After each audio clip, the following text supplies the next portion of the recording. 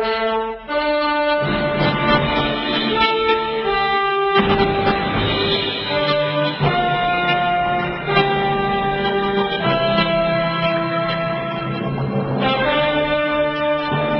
Myths is devoted to the most important and fastest growing segment of society, to those who have come to realize that the world's political, religious, military, and economic institutions are corrupt, that they are counterproductive, that they cannot be fixed, that we should not be allied or pledge our allegiance to any of them.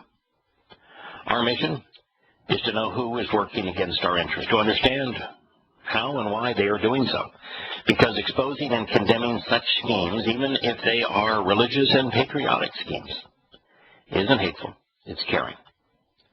In our concluding hour, we're going to use evidence and reason to explore the Torah, which means teaching, not law, because it's liberating, it's enriching, and empowering covenant provides the only reliable answer for you and your family. Our phone number, if you'd like to participate in this discussion, it's 877-300-7645. I must ask, since the United States made the statement, what obligation does the U.S. have on the continent of Europe? Really? What obligation? I thought that a country and its elected officials have an obligation to its citizens. National government should be keenly involved in justice to see that certain individuals aren't trampling the rights of others. They should be involved in common project for the common good. Roads, infrastructure, electrical grids, water delivery systems, sewer systems, this kind of thing. They should create an environment where people have the opportunity to be well educated so that they can make good decisions. I can understand that America's military, that America's politicians should have an obligation, if you will, to do the right thing for Americans. But why does America have an obligation in Europe? And most importantly, why would America have an obligation in Ukraine? No vested interest in Ukraine. That is remarkably stupid that we make such statements and that such statements go unchallenged. There has been a lot of fanfare over the anniversary, I don't think it's the 10-year anniversary, of a Arizona football star getting himself killed in Afghanistan. I'm not going to use the NFL player's name because I'm certain that his family still grieves at their loss, and I am sorry for them. But I do want to speak a little bit about the incident. Confused by patriotism, this young man gave up a promising career in football to go join the Army and play soldier. It was a tragic mistake, but one that is all too common in a nation that uses propaganda and patriotism to create an emotional response as opposed to a thoughtful response. What we did in Afghanistan and Iraq militarily were both counterproductive. We turned bad situations into far worse situations. We ought not have invaded either country. But this man went. He went through his basic training, learned to kill, and was sent on a mission. On that mission, their transport vehicle broke down. Now, the logical thing, since they were sent out to hunt down and kill Afghanis and Pakistanis, depending on whether the Taliban members were Afghani or Pakistani, and they're both. Logic would say that if you sent your men out to kill the locals, that if they radioed in that they had broken their vehicle and it was immobile, that if they were sent into hostile territory, that you'd send a helicopter out to retrieve them. Your men ought to be worth the cost of the fuel consumed in that flight.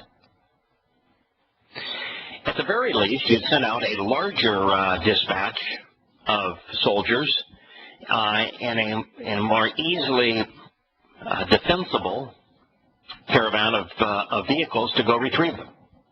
But no. Some numbskull in the military, probably still has his job, said, no, what we ought to do is to break into two groups, and we ought to leave the vehicle. Now, I don't know if this particular vehicle had a 50 caliber machine gun, but it should have if they were going in to confront an enemy. It should have been loaded with all sorts of defensive weapons. And so logic says you stay with the vehicle. But no, they didn't do that. They set out on foot. And worse than that, they didn't just set out on foot. They broke into two groups. And so when they were encountered by the enemy that they sought to hunt down and kill, one group was pinned down and the other group, trying to come back to rescue the other group, couldn't tell the bad guys from the good guys, and this victim of American patriotism was killed by friendly fire. The Defense Department lied. They wanted this football star to be a recruiting hero and to help them draw ever more victims into this unpredictable, not unpredictable, but unforgivable war. And so they lied. Say that, he died fighting the enemy. That wasn't true. It is a story that should have opened eyes. Unfortunately, it didn't, and is still being played out as if the football player is a hero. Yesterday and the day before, Korean President Park Geun-hye has condemned the conduct of the crew of the ferry that sank, calling it akin to murder. That is reprehensible. Now, it is true that the captain of the ferry was off attending to business in his quarters, whatever that business may have been. We do not know. And a young woman was at the helm, 26 years old. And she said that as she tried to maneuver the ferry, that it turned more sharply than she had thought it would, and that this led to the shifting and ultimately to the capsizing. She clearly was not prepared and qualified to run the ship. And it's also true that neither the captain nor this third officer gave abandoned ship orders clearly or in a timely fashion. And they themselves managed to get off a ferry that left others trapped to die. The question is whether anything they could have done differently would have saved any lives other than not having a ill-prepared, unqualified individual at the helm. And murder requires premeditation. There is a 0% possibility that this young woman or the captain, who was in his 60s, thought, hey, I think it would be a really fun thing to do today to capsize this ship and kill a bunch of people. To make such a suggestion as the president of a country is grotesquely irresponsible. It means either he does not know the meaning of the words that he is deploying, or he's grandstanding. There is a very troubling news report that can be found if you were to Google the B612 Foundation, or you can probably Google Comprehensive Nuclear Test Ban Treaty Organization, the CTBTO. But I think your best bet would be the B612 Foundation. They released a visualization showing where sizable asteroids have hit the Earth in recent years. Boom, boom, boom. The presentation uses data that was collected by an expensive American institution that should have long been mothballed, this Comprehensive Nuclear Test Ban Treaty Organization. The CTBTO operates a network of sensors that listens for clandestine atomic bomb detonations. Of course, there haven't been any. But between 2000 and 2013, the infrared system cataloged 26 major explosions on Earth, the smallest of which was 1 kiloton, the largest of which was 600 kilotons. Now, to put that in perspective, the bomb that destroyed Hiroshima was 15 kilotons. So it has heard explosions on Earth that are 30 times greater than the atomic bomb that wiped out an entire city. 30 times greater. And there have been 26 of them. They aren't atomic bombs. They're asteroids. Striking the Earth with regular frequency. Now, here is a period of time of 13 years, and during 13 years there were 26 major explosions. Now, I don't claim to be a math major, but if I divide 26 by 13, I get 2. 2 strikes on the Earth every year, most of which are greater than the atomic bomb that took out Hiroshima, and one of them 30 times greater. We're a shooting gallery. Now, what's interesting about these asteroids that strike is that while most of them disintegrated high up in the atmosphere, there isn't any of them that was detected by NASA or any scientist probing the sky more than 1 hour in advance. One of the 26 was discovered an hour in advance of impact. Of the other 25, wasn't known until the boom. We are extraordinarily vulnerable. And Yahowah speaks of an asteroid strike in the middle of the tribulation. You can be assured it's going to happen, and you can be sure that we have absolutely no way to do anything about it, and these massive impacts are taking place at a rate right now of 2 times per year. It is another thing that most Americans are undervaluing, underrating, as it relates to our survival.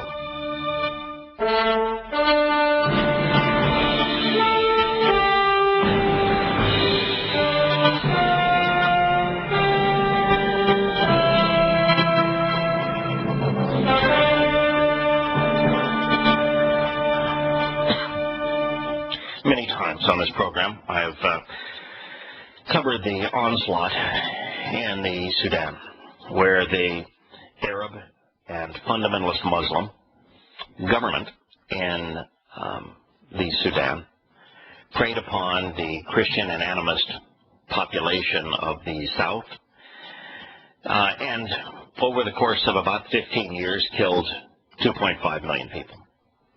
It's the least known genocide, and yet the worst genocide since World War II. And yet it gets very, very little attention. Well, there is an aftermath of it that is going on now in the South Sudanese area. Now, there was a peace treaty that ultimately severed the southern Sudan from the Islamic fundamentalist north.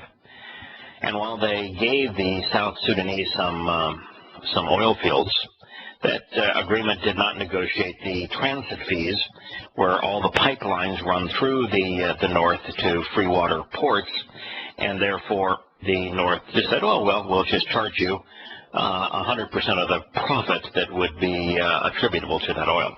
And so the situation is desperate in the South. That does not excuse the fact, though, that the 2 thugs that are vying for power in the South are killing people and significant numbers. It's not like the Muslim onslaught that the world was so silent about, but it is nonetheless horrible. And what strikes me here is that all we give is a little lip service to this. It's the same thing that occurred, of course, when 2.5 million Sudanese were being murdered by the Muslim regime.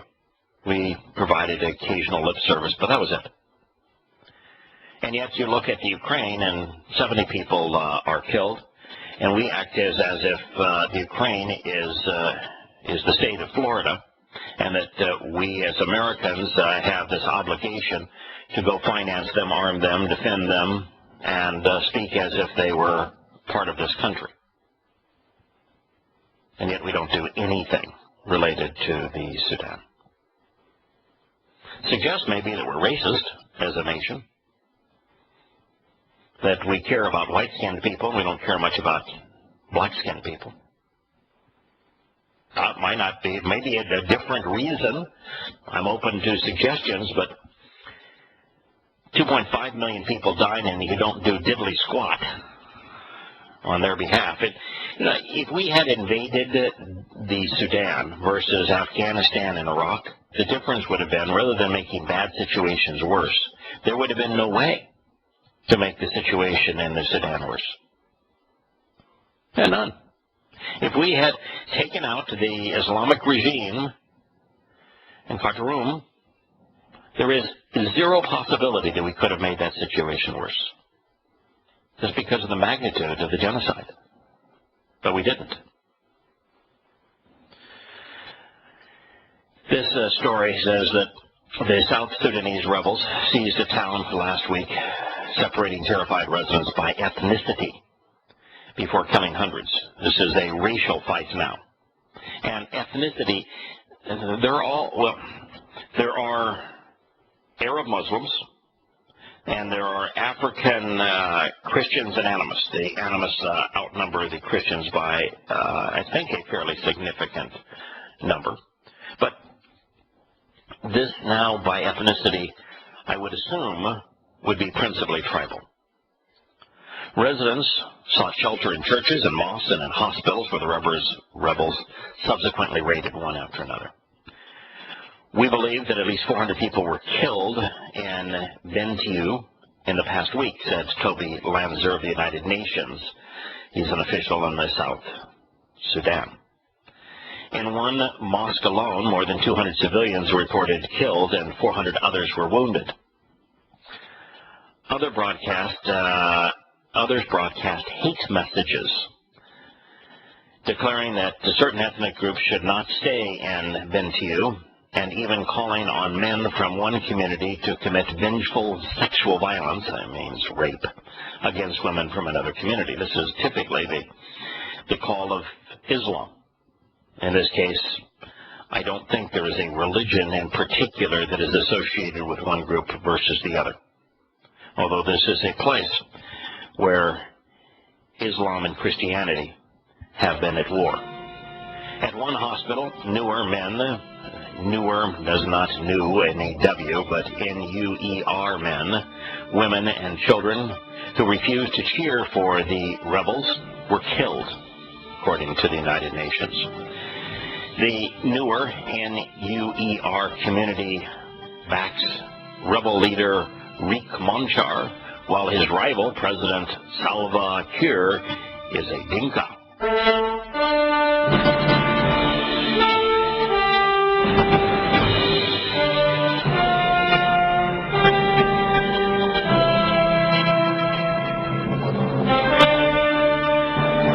Welcome back to Shattering Myths. In this conflict that is ongoing here in the southern part of the Sudan, so this is a region that suffered the worst genocide in, since World War II, with 2.5 million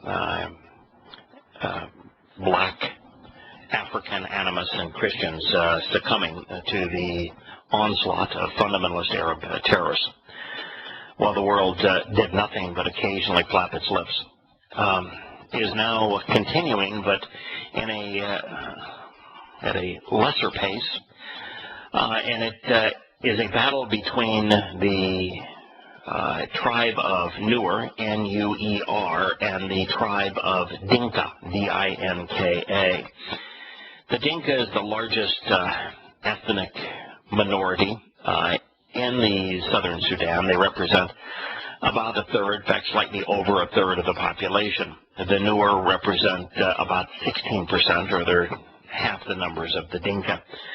I did do a very quick review to see if there is a religious component to it, and it appears that there is.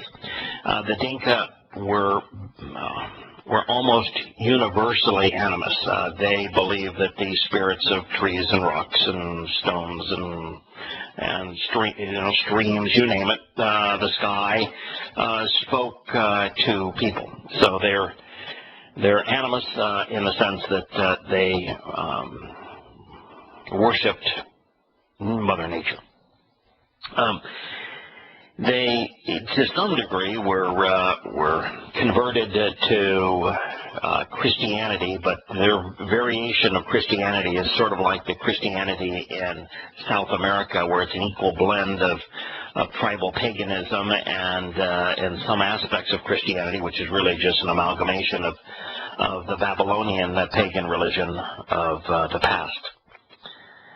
As it relates to the Nuer, who are being victimized here by the animist Dinkas, back in the time that the onslaught, the genocide, began between the north and the south, the Nuer chose to side with the Muslims. So there is a significant religious aspect to this, with the Dinka saying, you know, I am not too old to remember that Islam slaughtered 2.5 million of my family. And at the time, you, Nuer, aided and abetted them. You allied with them. And so while it does not justify what the Dinka are doing, at least it provides a context to understand this horrible set of affairs.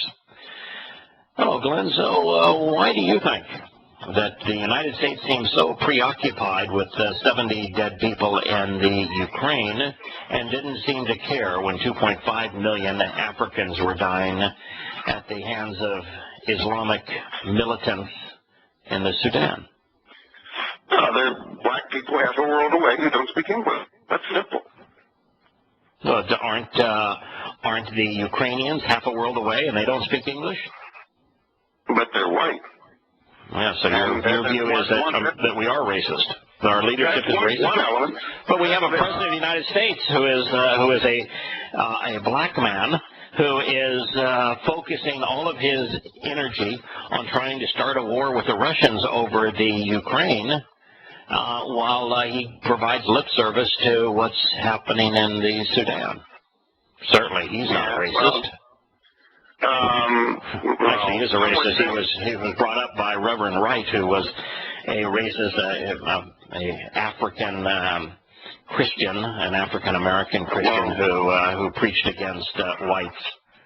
Well, as much as his mind has been manipulated throughout his life, I can imagine he's probably profoundly confused on numerous fronts.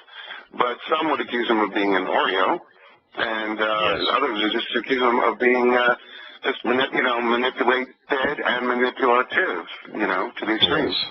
Yes, it could be that he has seen himself as the great savior, and if you're going to create a legacy for yourself, it's very difficult to create a savior legacy at the level of, for example, Washington or Lincoln or Franklin Delano Roosevelt, that doesn't involve going to war and shepherding your country through war. And so he's done his level best to start a war with Russia in Damascus, and now he's trying to start a war with Russia in Kiev. So perhaps he has megalomaniac tendencies and is trying to position himself as the warrior king and savior of America through war. Yeah, or at least that's how his handlers are trying to position him. But at least he has offices in Harlem. That was our first black president, Bill Clinton. Yeah, that's right. That's right. Yeah, it is interesting that that we are wholly unwilling to do anything to stop the Islamic onslaught against innocent people in the Sudan. That we put our toe in the water ever so briefly in Somalia to try to feed the innocent victims of Islamic abuse, but quickly said, that's not much fun. Those guys play mean, and we left with our tail between our legs. If they want us to be involved, it's obvious. If they want us to be involved in Africa, where the French got involved in Mali and stuff, they have to have commodities, resources under their soil. Then like gold, because the French need to get that gold out of Mali so that they can, so that they can give it back to the people with whom they're supposed to have gold on deposit. And Sudan doesn't have gold. One thing I wanted to point out about the Sudan story is the story you just talked about involved more deaths than the Malaysia 370 and the Korean ferry stories put together. Oh, it won't get anywhere near anything but a minor fraction of the amount of press. Almost barely honorable mention. It almost sounds like it's if the media is not racist, and it would be hard to accuse the media, as liberal as they are, of being racist. Then what you'd have to assume is that they think their readers would be uninterested in stories emanating out of Africa, that would mean nothing to them, and that the deaths of large numbers of people in the savage way is way too complicated for them to explain. So let's follow the big story that our readers are interested in, which is this us standing up for the thugs and deadbeats and anti-Semites in the Ukraine. But the media are racist. It's just they pretend to be buddies of all the racial minorities. It gives them plausible deniability so that when they do negligently, or when they do deliberately neglect racially significant stories, they're off the hook. They make great professions of caring about race, but they rarely, their efforts rarely reflect that. Well, you would be saying that an example of that might be that being extraordinarily liberal, they would champion women's causes. And yet the greatest threat to women in the world today is Islam, where 200 million Muslim girls are abused by the religion, and it's the single greatest concentration of evil against women, with 200 million victims. And yet they never, ever write an article demonstrating that this carnage against women is unacceptable, reprehensible, and needs to be stopped. So it's all pretense and hypocrisy. Oh yeah, nor they ever do a story about how much larger the black population in America would be if they weren't having so many abortions. If they'd still be in minority, but they'd be a much larger minority percentage if they weren't having, committing so much abortion. A disproportionate number of abortions. Yeah. Yes. Sudan, there's one other thing I was about the Korean president's use of the word murder. Well, the word murder is obviously inappropriate. You could say something was lost in translation there, or perhaps the fake words like criminal negligence or vehicular homicide might apply nicely. Oh, vehicular homicide, negligent homicide is a term that would apply nicely. Now, he meant murder. There was nothing lost in the translation. I read his entire statements, and based upon what he said, he meant murder, and he used the word incorrectly. And we ought not inflame passions and villainize things, but it all gets right back to the same situation, which is that the world seems to understand and wants to have villains. So the reason that the Ukraine story plays is because the world is making Putin out to be a villain when he's got nothing to do with it.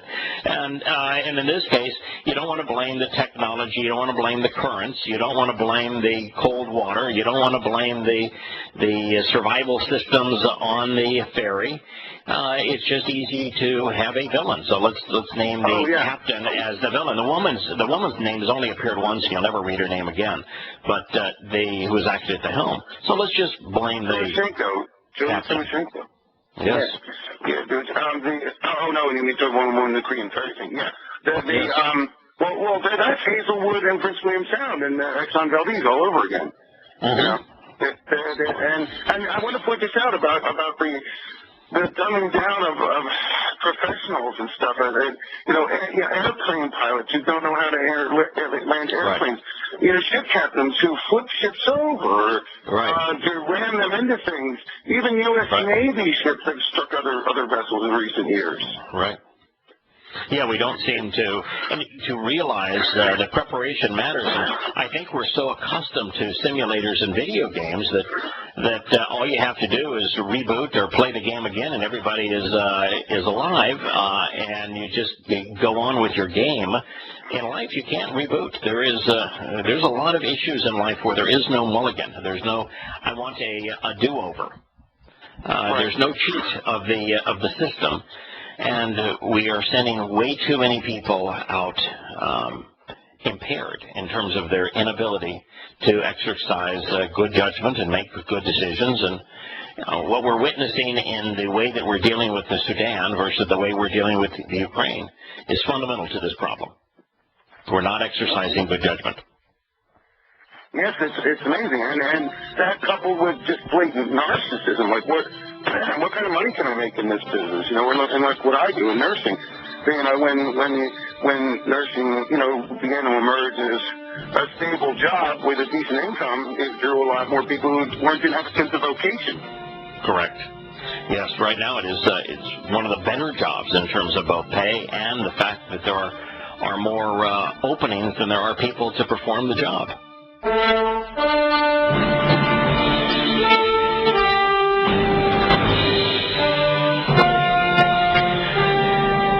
Senator John McClown of Arizona said on Monday that Russia is a gas station masquerading as a country. It's a gas station run by a mafia that is masquerading as a country. Now, it's not just that he said it, he actually wrote it. Yeah, if you really want to resolve a problem, if you want to come together with another country and come up with a way to resolve what you think is a crisis du jour, there's nothing that beats having your politicians besmirch that country. Russia. Having a history that goes back over 1,000 years. Russia. A country that is either the second or third most powerful nation on earth militarily. Russia, the largest nation on earth today. Russia, a gas station masquerading as a country. Now, if you want to talk about a gas station masquerading as a country, Saudi Arabia comes to mind. Kuwait comes to mind. Bahrain comes to mind. Qatar comes to mind. Those are gas stations masquerading as countries. There is nothing to them other than oil. If it were not for oil, it would be a desert wasteland. Nothing of value. That's why for millennia, the civilized world just bypassed the Arabian Peninsula. There was nothing there. There's no reason to conquer it. It'd be like trying to herd cats. And so the Senator of the United States, John McClown, thinks that the way to resolve this is to besmirch Russia, to say Russia is a gas station masquerading as a country. Oh, that's so grown up. Seth Meyers, who gave McCain the opportunity to tell jokes on the Late Show, recognizing that McCain is a critic of President Barack Obama, as well as Putin. He asked McCain, who ran against Senator Obama in 2008 presidential election, how he would project a tough front without turning the Ukraine issue into world war.